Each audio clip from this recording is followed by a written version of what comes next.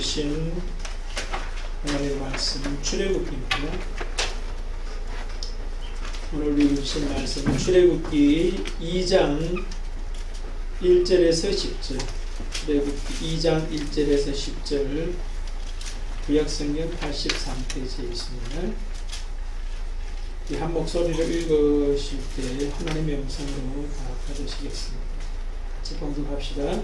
레위 가족 중 한 사람이 가서 레위 여자에게 잡아들어 그 여자가 임신을 하더니 그가 생긴 것을 보고 석 달 동안 그를 숙였으니 그 숨길 수 없게 되매 그를 위하여 갈대 상자를 가져다가 역청과 나무집을 칠하고 아기를 거기 담아 나일강 살대 사이에 두고 그 누이가 어떻게 되는지를 알려고 머리를 썼더니 바로의 딸이 목욕하러 나일강으로 내려오고 시녀들은 나일강 가를 그럴 때에 그가 갈대 사이에 상자를 보고 시녀를 보니 가져다가 열고 그 아기를 보니 아기가 우는지라 그가 그를 불쌍히 여기되 이는 히브리 사람의 아기로다.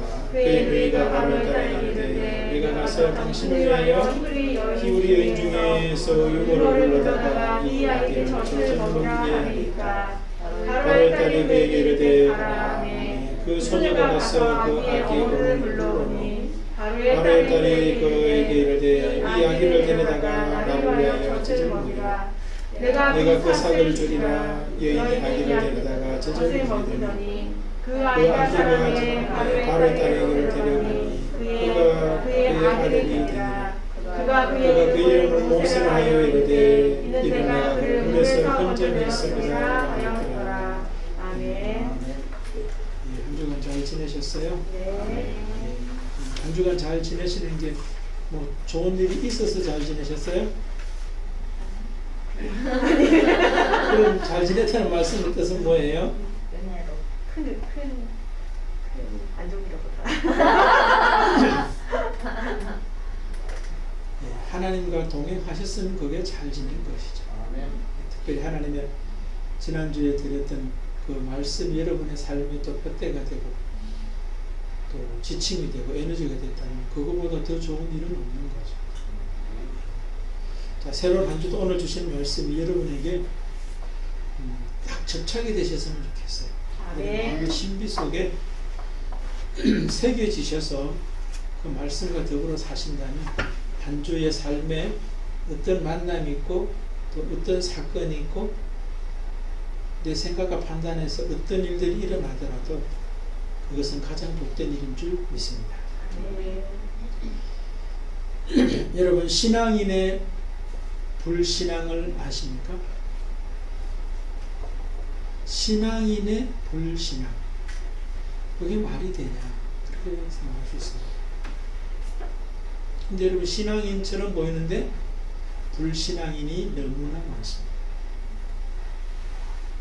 그런데 신앙인인 줄 착각하면서 살 뿐이에요. 여러분은 어때요? 여러분은 참 신앙이 있어요?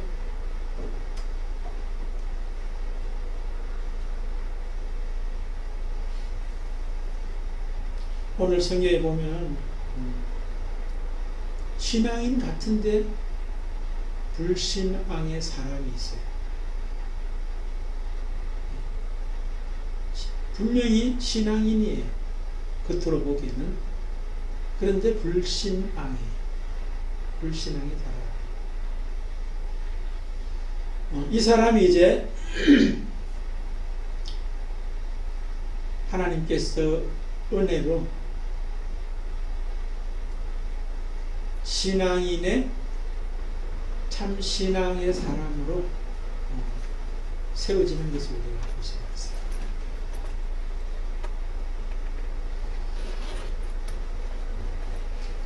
그러면서 신앙과 불신앙의 경계가 뭐지?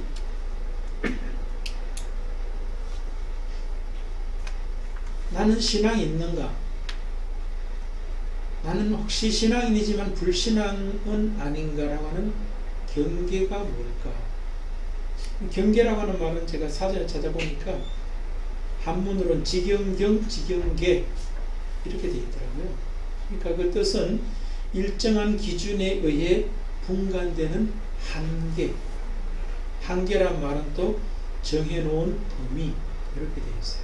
그러니까 기준이 있는데 그 기준의 범위 안에 들면은 한계 안에 들면은 신앙이고 그 한계에서 정해진 기준의 범위에서 벗어나면 불신앙이다. 그렇게 말하는 거죠. 여러분은 신앙과 불신앙의 경계를 뭐라고 생각하십니까? 교회 다니는 것, 신앙과 불신앙이 경계될 수 있을까요?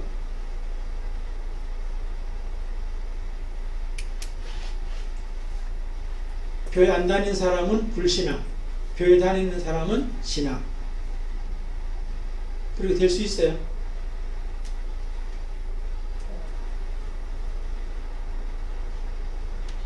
그러면은 교회 안 다니는 사람 속에는 신앙인이 없어야 돼요.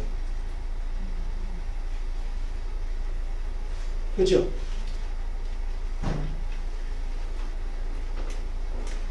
자, 하여튼 오늘 말씀을 한번 잘 들으시면서 신앙과 불신앙의 경계가 무엇인가 하는 것을 한번 살펴봤으면 좋겠고요.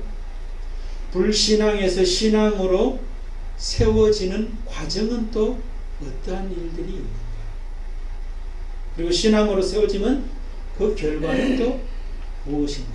이런 것들을 우리가 한번 살펴보면서 나는 과연 신앙이 있는 자인지 신앙인인 것 같은데 불신앙은 아닌지를 우리가 한번 점검해보고 신앙인의 참신앙으로 세워지셔서 복된 사람, 복된 삶을 사실 수 있기를 소망합니다. 특별히 신앙인인데 불신앙의 사람으로 오늘 성경 속에 누가 나타나느냐 하면은 모세의 어머니가 나타납니다. 모세의 어머니는 오늘 이름은 나와 있지 않습니다. 그러나 나중에 가보면 나오는데 그 이름이 요게벳이라고 이름이 나옵니다. 요게벳의 뜻은 여호와는 영광이시다. 여호와는 영광이시다. 신앙인의 모습이죠. 그죠? 모세의 어머니의 이름에 하나님 신앙이 표현되어 있습니다. 그런데 그의 삶에는 불신앙의 모습이 많이 나타나 있어요.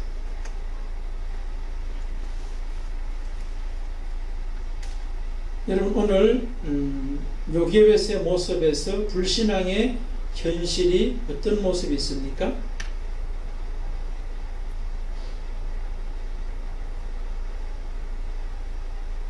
오늘 본문의 배경은 아시죠? 그죠? 바로 앞에 어떤 일이 있습니까?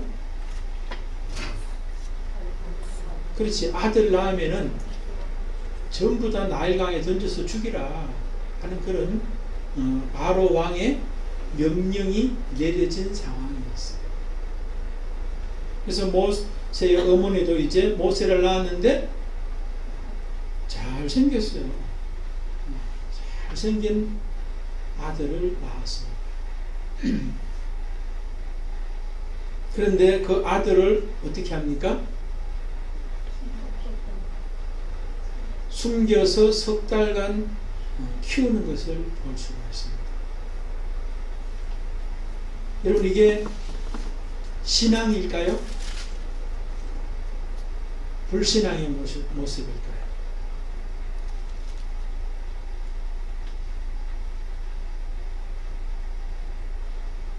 그러면 사랑일까요? 아닐까요?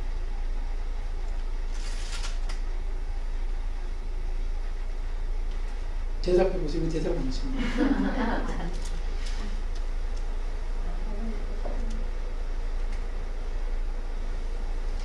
근데 성경에는 히브리서 11장 23절에는 이것을 믿음이라고 이야기합니다.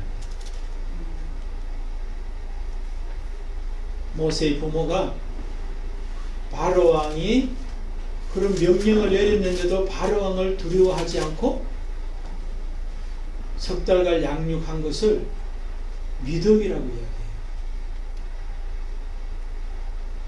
그럼 이 목사는 지금 뭐예요? 불신앙이란 이야기를 하려고 지금 이야기를 하는 거죠. 그죠? 그럼 성경에서 신앙이라고 하는데, 믿음이라고 하는데 왜 불신앙이라고 이야기하느냐?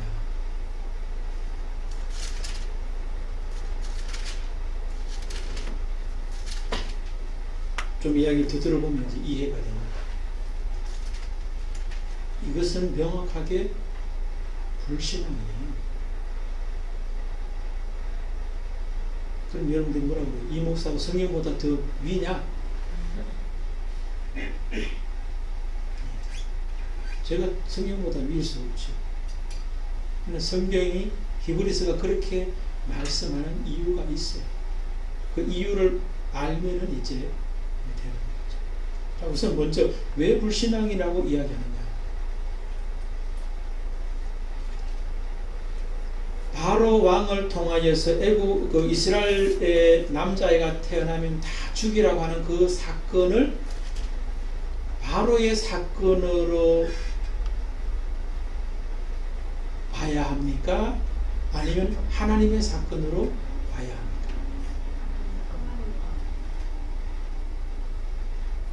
바로의 사건으로 보면 신앙이에요. 왜? 바로보다 하나님이 위시니까 바로 왕의 명령을 거역하고 하나님의 주신 아들을 양육해야 된다라고 생각하기 때문에 신앙이죠. 하나님의 사건이라 그러면 뭐예요? 하나님이 바로를 통하여서 사내아이가 태어나면은 다 죽이라고 했다고 한다면 그것은 불신앙이죠. 그죠?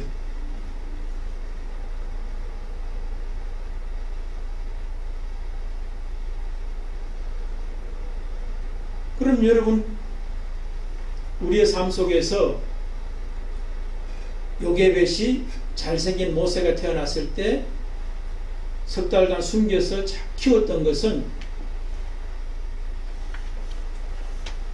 이분법적으로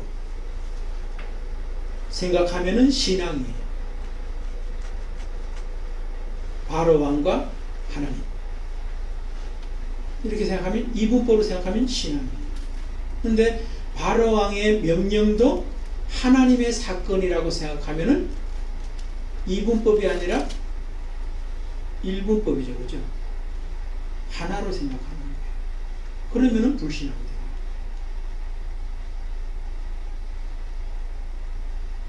그럼 여러분, 이 세상의 모든 사건은 성경은 이분법이 아니에요. 모든 것은 하나님의 사건이에요. 그런 점에서 불신이에요. 그런데 많은 사람들이 이분법적인 신앙을 가지고 있어요. 자, 하여튼 그까지 잠깐 또 정리하고요. 또 한 번 또 보시겠습니다. 또 불신앙의 모습이 뭐로 나타나느냐 하면은 이제 3개월 동안 키웠는데 그 아이를 더 이상 키울 수가 없는 상황이 되니까 무엇을 준비하죠? 갈대 상자를 준비합니다. 갈대 상자를 왜 준비할까요? 죽이고 싶지 않아서. 더 나아가서는 누군가가 발견해 주기를 바라는 모습이죠.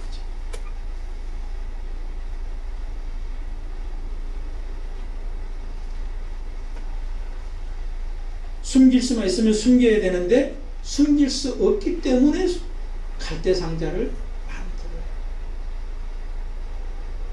만들어요. 갈대 상자를 만드는 이것도 저는 불신앙의 또 하나의 표현이라고 저는 믿는 거예요. 세 번째, 또 불신앙적인 모습이 나타납니다. 갈대 상자에 이제 모세를 넣어서 나일 강가의 갈대 숲에다가 놓는데 그냥 놓고 오는 것이 아니라 뭐예요? 그렇지. 누나가 지켜보게 만들고 있어요. 어떻게 되는지 알려고 멀리 세워두는 요게벳의 모습을 보입니다. 근데 이 세 가지가 잘생긴 아들을 석 달간 숨기고 갈대상자를 만들고 모세의 누이를 세워놓는 이 모든 행위가 공통점이 있어요. 이 공통점이 바로 불신앙의 모습이라는 거예요. 이 공통점이 뭐겠습니까, 여러분요?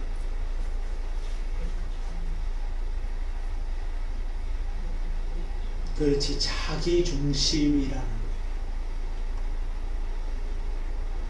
자기 중심이 잘생긴 아들, 누가 볼 때 잘생긴 거예요? 자기가 볼 때 잘생긴 아들이에요. 여러분, 우리 새끼들은 뭐요?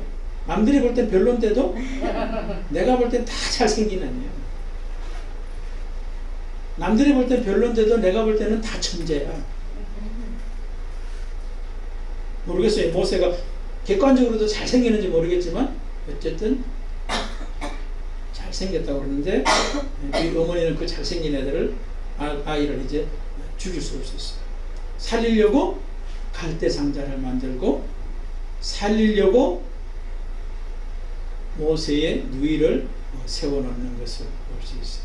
그러니까 자기 아들이든지 갈대상자든지 모세의 누이, 자기 딸 전부 다 뭐예요?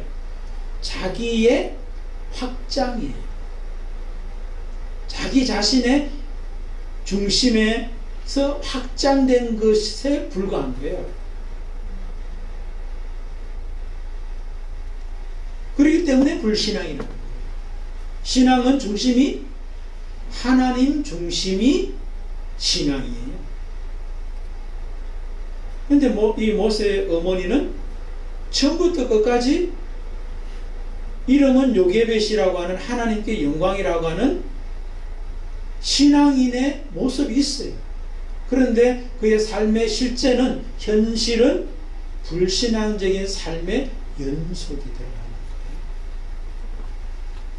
좀 전에 말씀드렸던 잘생긴 아들 석 달인가 숨긴 것이 히브리서는 믿음이라고 그러는데 이 목사는 왜 불신앙이냐고 이야기한다면 바로 자기 중심의 확장일 뿐이기 때문에 불신앙이라는 거예요. 그럼 히브리서는 왜 신앙이라고 이야기하느냐? 하나님은 그 현재를 중심에 두고 해석하는 것이 아니라 하나님이 그를 통하여서 이루실 결과에서 그 현재를 해석하시는 분이기 때문에 그래요.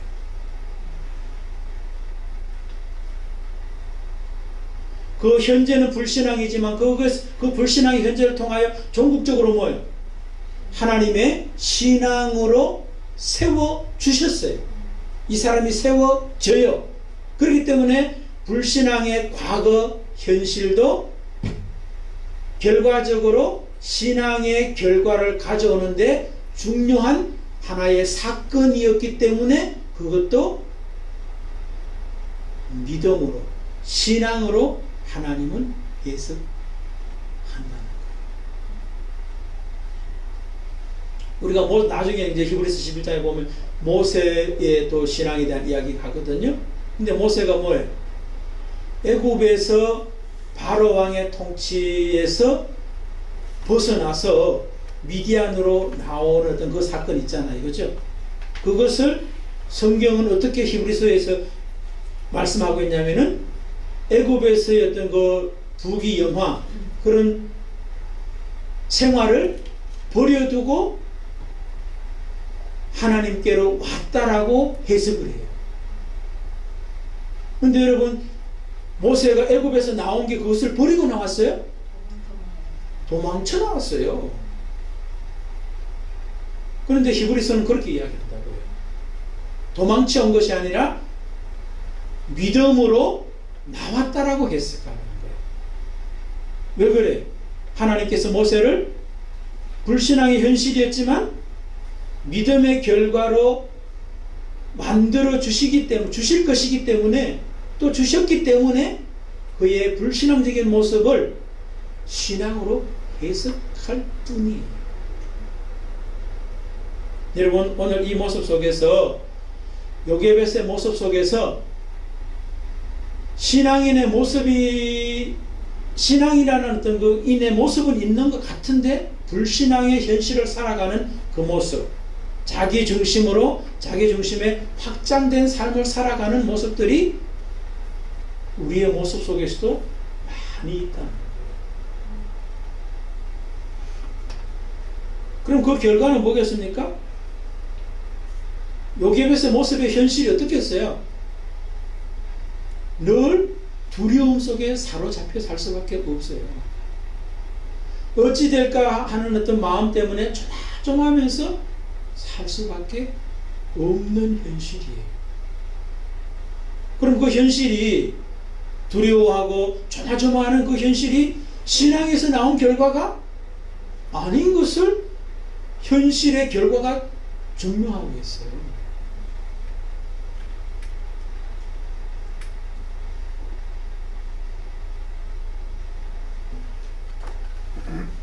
베드로의 모습 속에서 우리가 신앙이 아니라 불신앙적인 어떤 그런 현실을 살고 있었던 이야기가 마태복음 16장에 보면 나와 있어요.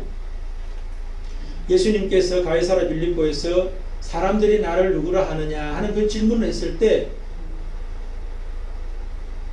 베드로가 이제 결국은 주는 그리스도시요 살아계신 하나님의 아들입니다라고 신앙 고백합니다. 그런데 그 고백을 예수님은 또 뭐라고 그래요? 혈육이 알게 한 것이 아니라 하늘에 계신 아버지께서 알게 하셨다라고 말씀합니다. 그러고 난 다음에 예수께서 이제 십자가에 못 박혀서 돌아가실 것을 말씀하시니까 베드로가 항변하여 가로되 이렇게 되어 있습니다. 항변이란 말은 우리나라 말로 항변이지만 원래 그 말은 뭡니까? 꾸짖다 이 뜻이에요. 대항하여 말하는 게 항변이잖아요. 그렇죠? 우리나라 말도 약간 부정적인 의미가 있지만 그 원어 속에는 베드로가 예수를 꾸짖다라고 하는 말이에요. 그럼 예수께서 하나님께서 주신 그 길을 가는 것을 베드로가 지금 어떻게 하는 거예요? 가지 말라고, 가면 안 된다고 꾸짖고 있는 거예요. 그러니까 조금 전에 바로 뭐예요? 신앙 고백을 했던 사람이 바로 이어서 뭐예요? 불신앙의 말을 하고 있는 것이 나타나요. 그러니까 예수님께서 사탄아 물러가라 하는 책망을 하신 것을 볼 수가 있어요. 근데 베드로만 그러냐는 거예요. 우리도 그런 경우들이 아주 많다. 그래서 이제 하나님께서 이 요게벳을 신앙의 사람으로 이끌어 가시는 것을 볼 수가 있어요. 그런데 그 과정이 사실은 쉽지 않아요. 그런데 쉽지 않은 그 과정이지만 그것이 요게벳에게 복이고 은혜라는 거예요. 그런데 현실은 뭐예요? 복으로 은혜로 잘 와닿지 않아요. 그렇기 때문에 신앙인으로서 불신앙을 살고 있는 우리들도 신앙인으로 참 신앙으로 세워가시는 하나님의 이끄심과 세우심이 굉장히 힘들어요. 그래서 거부할 때가 많이 있죠.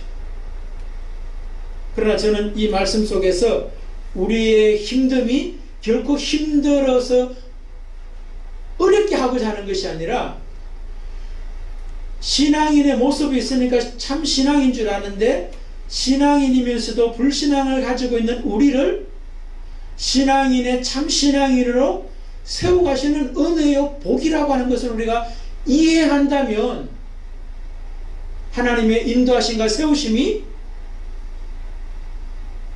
우리가 거절하거나 힘들어할 일이 아니라 수용해야 되고 반겨야 될 일이라고 하는 것을 아신다면 쉽지 않지만 한 걸음 한 걸음 그것을 감당해 낼 수가 있는 거죠. 그렇게 됐을 때 결과적으로 뭐예요? 신앙인의 참 신앙인이 주는 그 축복에 동참할 수 있게 된다는 것입니다. 그래서 하나님께서 요게벳을 이제 신앙의 사람으로 세워가는, 인도해 가시는 은혜의 과정이 어떻게 나타납니까?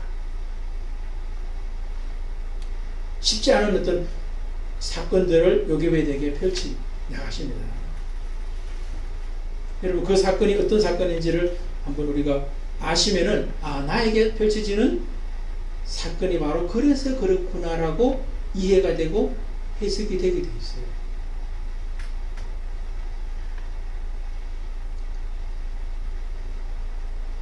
첫 번째는 바로의 명령이라고 저는 봅니다.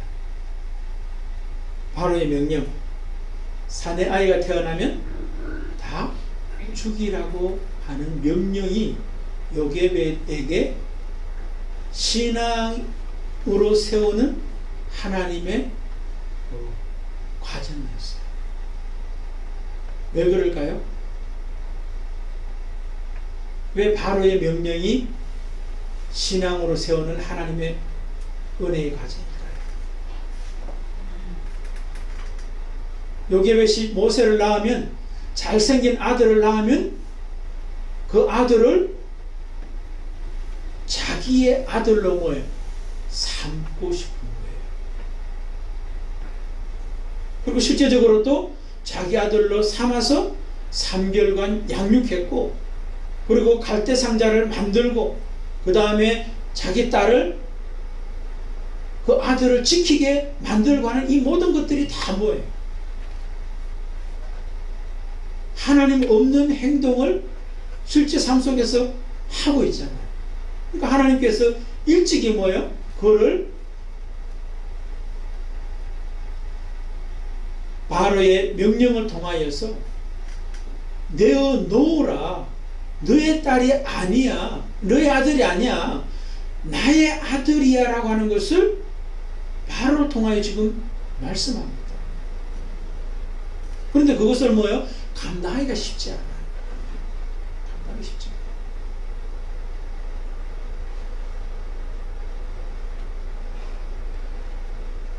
두 번째는 또 어떤 모습이냐?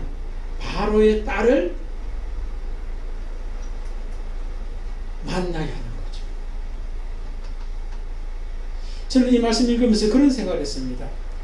이 요게벳, 모세의 엄마가 갈대 상자를 만들어서 모세를 넣고 그의 딸을 지켜보게 했던 이유가 누구를 만났으면 좋겠다라고 생각하고 그 일을 했을까 생각해 봤어요. 우리는 결과적으로 바로의 딸을 이제 만나게 하셨지만, 모세의 엄마 입장에서는 바로의 딸을 만나면 안 돼요. 그렇지 않아요? 제가 볼 땐 그런 생각이 들더라고요. 애굽 사람 중에 사내 아이가 없는 부모가 있었으면 좋겠다. 그 생각했을 것 같아요. 이스라엘 사람 중에는 남자아이를 데려가서 키울 수 없잖아요.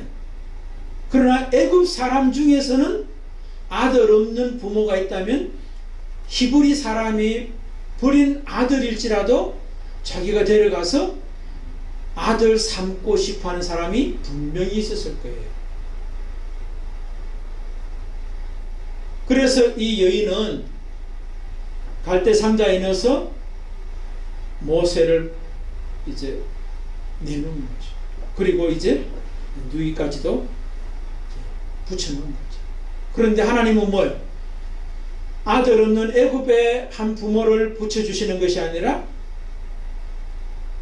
바로 왕의 딸을 붙여줘요. 근데 그게 은혜라는 거예요. 그게 요게벳의 불신앙을 신앙으로 세우는 은혜라는 거예요. 왜 그럴까요?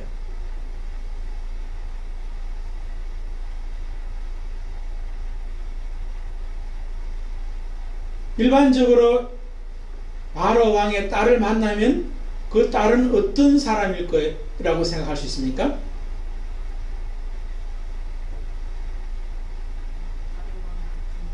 그렇지, 바로 왕 같은 사람이라고 생각해요.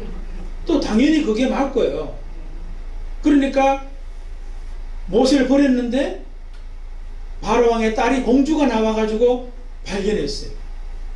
그러면 그 공주가 또 이 아이가 히브리인의 아들이라는 것을 알았어요. 오늘 본문에 보면은. 그랬으면 어떻게 했겠어요? 죽였어야지. 왜 살려놨어? 하면 나일강에다 던져야죠. 그런데 하나님께서 바로 왕의 딸을 만나게 하신 것은 뭐냐?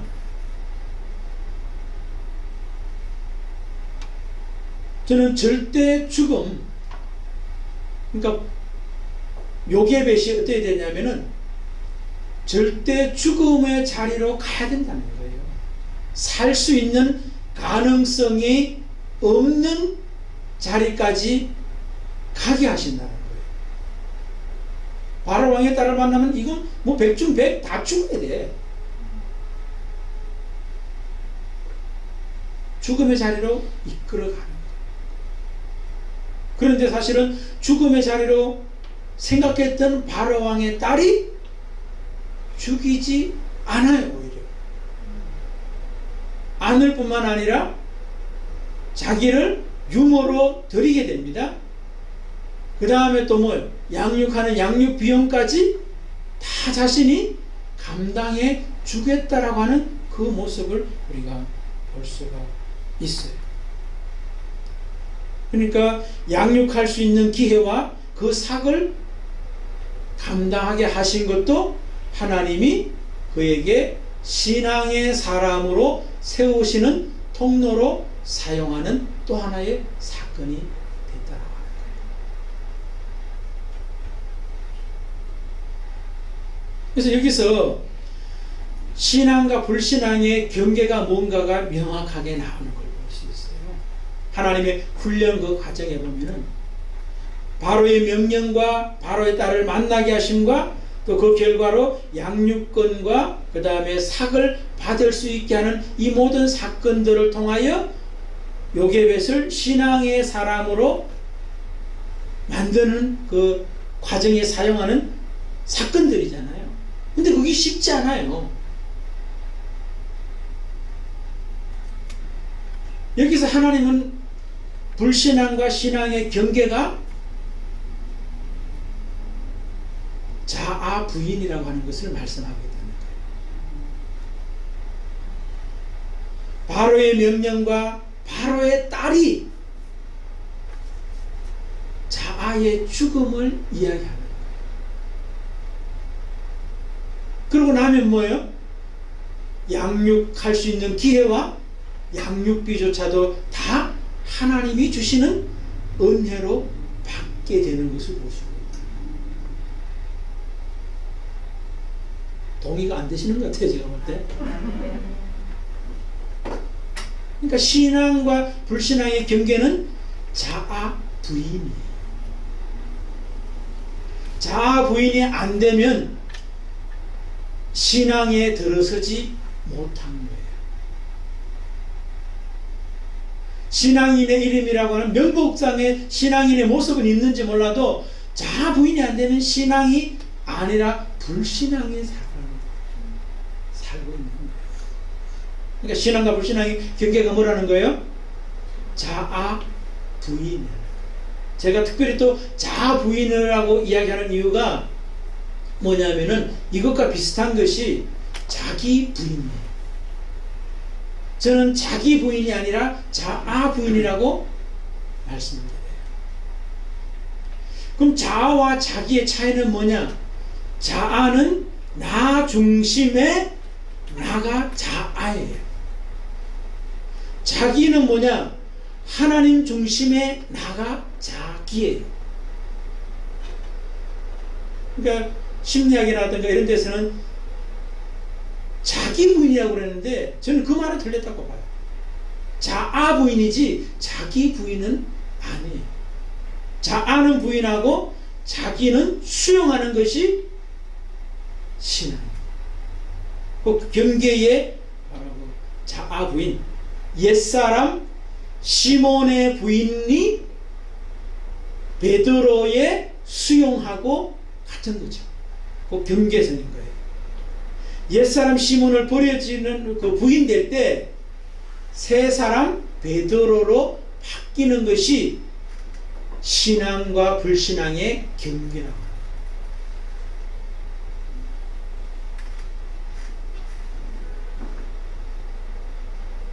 여러분 어때? 여기 계신 분 모든 분들은 다 제가 볼 때는 신앙인의 모습은 다 있어요. 그런데 관건은 뭐예요? 참 신앙이 있느냐의 여부를 우리가 오늘 말씀을 통해서 재점검 받아야 된다는 거예요. 안 그러면 우리는 내가 신앙인이기 때문에 참 신앙이 있으려니 하고 살아가요. 그런데 현실에서는 뭐예요? 참 신앙이 주는 현실이 아님에도 불구하고 그렇다는 거예요. 힘들어요. 어려워요. 그러면 신앙이 아닌 거예요. 신앙인처럼 보일지라도 신앙이 있는 것이 아닌데 신앙이 있다라고 착각하며 살면 이거는 큰일 나는 일이거든요.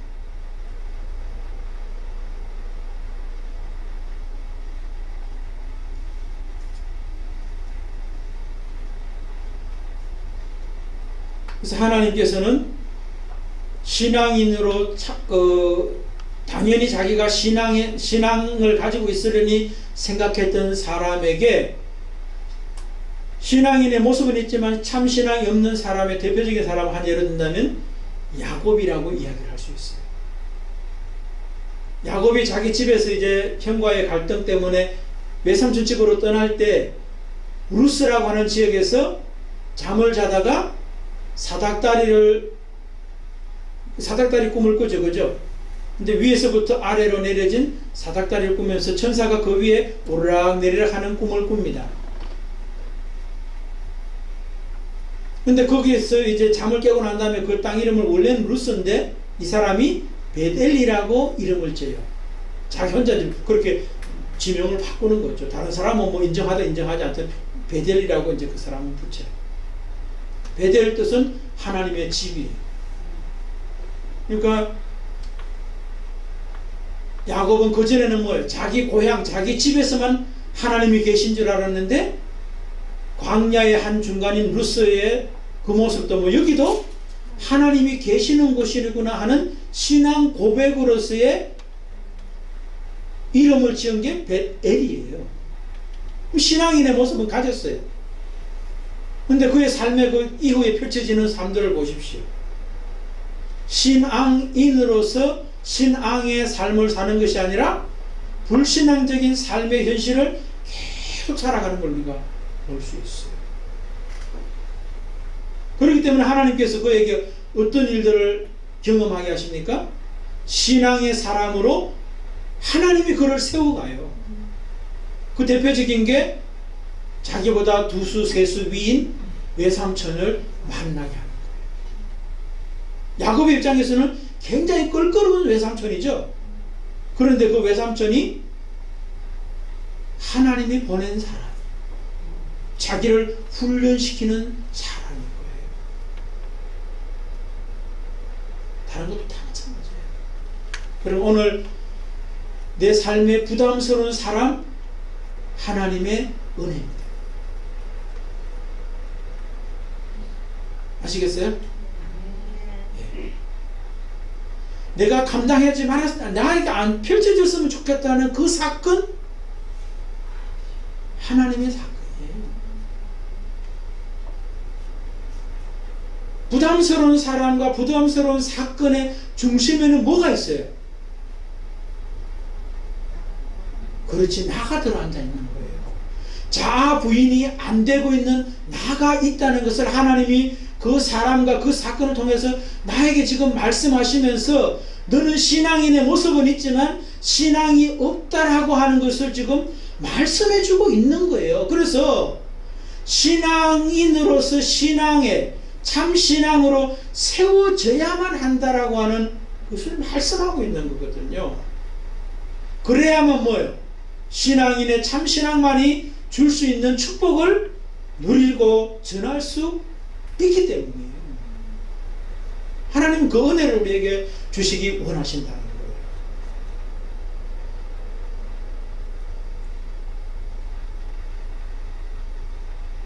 그래서 성경에 보면 아브라함에게 제가 자주 말씀드리지만 이삭을 달라 하는 것도 결국은 뭐예요?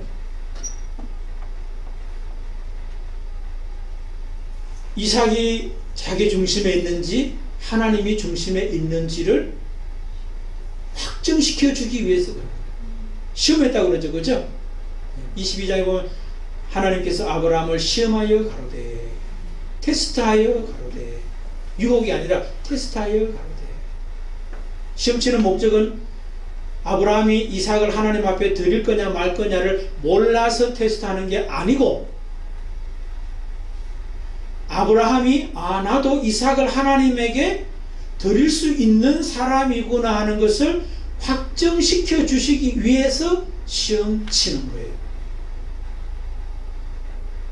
여러분들에게 시험 치시는 하나님께서 테스트 하시는 그 사람과 그 사건은 뭐냐면은 그것으로 힘들어 하라고 하는 것이 아니라 나는 이 정도는 감당할 수 있는 사람이라고 하는 것을 확정시켜 주시기 위해서 주신 테스트예요.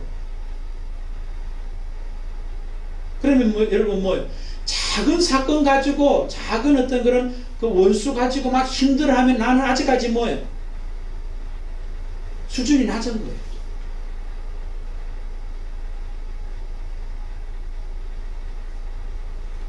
근데 수준 높은 어떤 문제를 내 가지고 그것을 통과하면 그만큼 나는 수준이 높은 어떤 그런 모습이 되는 거죠. 그럼 최고의 수준은 뭐라는 거예요? 자아 보이는 시작이에요. 신앙의 시작. 불신앙과 신앙의 경계가 자아 부인이라고 그랬잖아요. 자아 부인을 넘어서 신앙의 종국에 뭐겠어요? 하나님 충만이에요. 다른 말로 하면 자기의 충만이지. 자아 충만이 아니야. 자아 충만이 넘어서서 자기 충만이에요. 자기의 하나님이 주신 자기의 현재를 뭐예요? 누리는 거예요. 현재 어떤 일이 펼쳐지고 누구를 만나게 하더라도 그것이 하나님의 전적인 최고의 은혜라고 받아들일 수 있는 사람이 자기 수용이 된 사람이에요. 그러니까 아브라함은 뭐예요? 자기 수용이 된 사람이지. 자기 부인을 넘어서서 자기 수용이 됐다는 거예요. 하나님이 주신 자기가 됐다는 거예요. 그것을 하나님께서 이제 아브라함에게 확정시켜 주십니다. 마지막 세 번째, 요게벳이 이제 하나님의 그 훈련들을 통하여 어떻게 바뀝니까? 결과가 뭐예요? 10절에 보면은 그 아기가 자라매 바로의 딸에게로 데려가니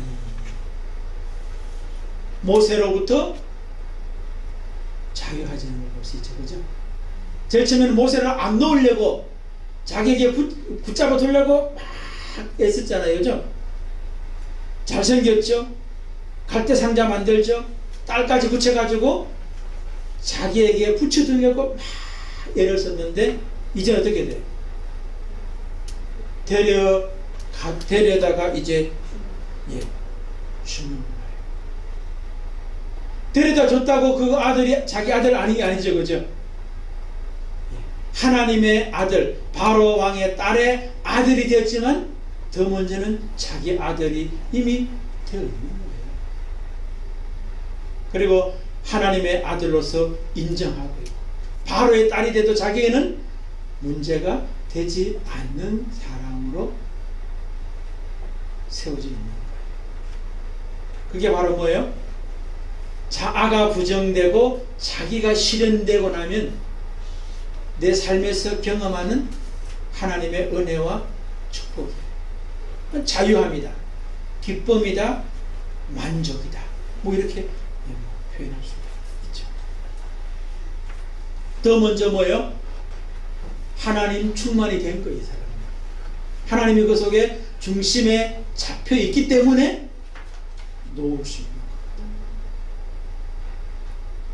마지막 한 가지 더 한다면은 이스라엘의 구원자로 세워질 모세의 어머니라고 하는 그 축복의 주인공이 또 되었다. 그렇게도 볼 수가 있는 거죠. 그런 예가 또 어떤 사람이 있을까 생각해 보니까 예루살렘으로 마지막 이제 3차 여행 마치고 올라가는 사도 바울의 모습에서 완전한 자아 부인을 넘어서서 자기 수용으로 됐고, 더 나아가서 뭡니까? 자기를 공격하려고 하는, 예루살렘 올라가면 자기를 죽이려는 사람들이 있잖아요. 그렇죠? 그것도 문제가 안 되는 사람으로 이미 세워져 있는 것을 우리가 볼 수 있죠. 그러니까 하나님 충만, 자기에게 뭡니까? 그 문제가 되는 것이 전혀 문제가 되지 않는 자유의 사람.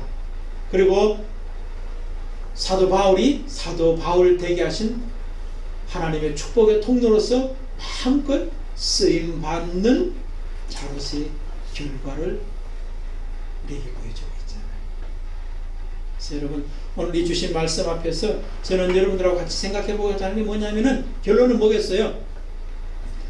나는 신앙인으로서 참 신앙이 있으려니 생각하고 살고 있다면 혹 아닐 수도 있다는 것을 우리가 오늘 말씀에서 재점검하자.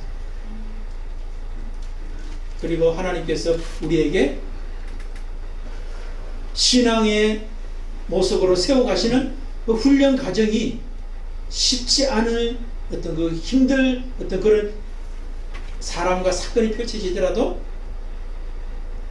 그것을 통해서 나의 신앙을 확정시켜 주시고자 하는 하나님의 은혜의 사건으로 받아들이셨으면 좋겠어요. 그리고 한 걸음 한 걸음 우리 가시자고요. 그리고 혼자 가기가 힘들면은 우리 공동체 주셨잖아요. 내가 이렇게 힘들다라고 하는 이야기를 하면서 나를 좀 도와달라고, 중보해 달라고 도움을 요청도 하실 수 있기를 바랍니다. 그렇게 하셔서 정말로 요게벳이 참 신앙의 사람으로 세워져서 자기 자신의 어떤 그런 삶의 축복뿐만 아니라 민족을 살리는 그 축복의 통로가 되었던 것처럼 여러분과 저도 그렇게 되시기를 주의 이름으로 축복드립니다. 아멘. 예, 우리 400장